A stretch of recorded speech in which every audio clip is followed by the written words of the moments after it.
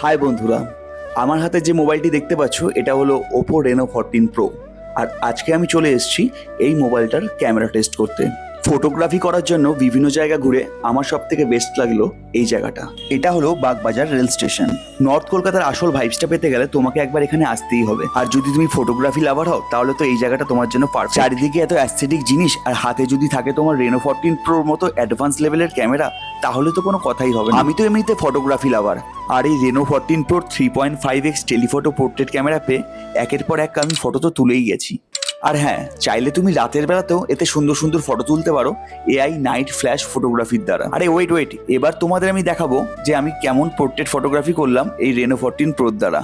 আর video শেষে অবশ্যই এটা লাইক করতে কিন্তু ভুলো না।